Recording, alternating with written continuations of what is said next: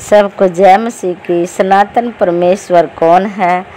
यह बुक प्रेरित अंकुर यूसुफ नूरुल्लाह द्वारा लिखी गई है। आइए हम पढ़ते हैं इसका। मेरे प्रियो, अब मैं आपसे उस जीवित परमेश्वर के बारे में बात करने जा रहा हूँ जिसने मुझे उधार दिया, जो आपको उधार दे सकता है, जो हमारे जीवन के कष्ट, बीमारियों से, तकलीफ़ों से, मानसिक परेशानियों से हमें बचा सकता है। जिस तरह यशाया भविष्यवक्ता की पुस्तक में भविष्यवाणी की गई, प्रभु यीशु मसीह के जन्म से 700 साल पहले की एक कुमारी गर्भवती होगी और वह पुत्र जनेगी और उसका नाम इश्मानुएल रखेगी। यशाया 7 की 14 आयत। जिस तरह हम यशाया 9 की 6 आयत में पढ़ते हैं, मेरे प्रियो, यह भविष्यवक्ता जो कि प्रभु यीशु के जन्म से भी 700 साल पहले धरती पर था और परमेश्वर ने अपने वचन उसको दिए।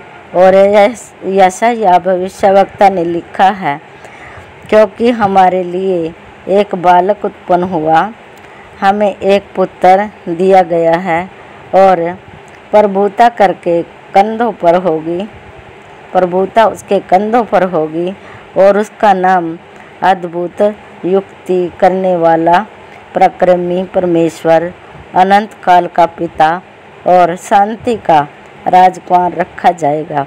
यशाया 9 की 6 आयत। मेरे प्रियो, इसमें भी हम पढ़ते हैं कि वो उसका नाम अनंत काल का पिता रखेगा।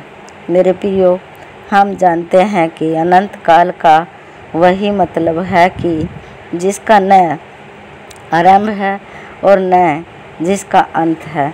मेरे प्रियो, परमेश्वर का वचन जो किसी धर्म या जात से संबंधित नहीं, और परमेश्वर के नबी जो किसी धर्म से नहीं बल्कि परमेश्वर से ही खड़े किए गए थे, उन्होंने भी सनातन परमेश्वर के बारे में हमें बार बार लिखा है।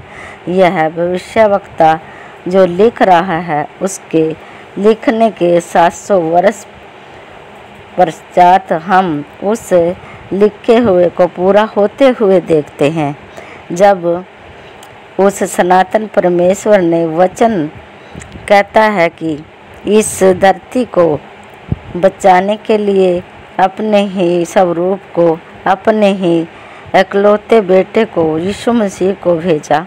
क्योंकि वचन कहता है, जब हम इब्रानियों की पुस्तक को पढ़ते हैं, इन अंतिम दिनों में सनातन परमेश्वर ने हमसे पुत्र के द्वारा बातें की, उसने सारी वस्तुओं को वारिस ठहराया और उसी के द्वारा उसने सारी सृष्टि की रचना की है।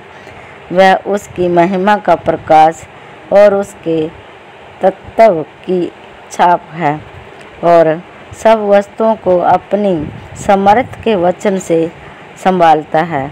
वह पापों को धोकर ऊंचे स्थान पर महिमा महीन के दाहिने जा बैठता है। इब्रानियों की 1 से 2 और 3 आयत। आमीन।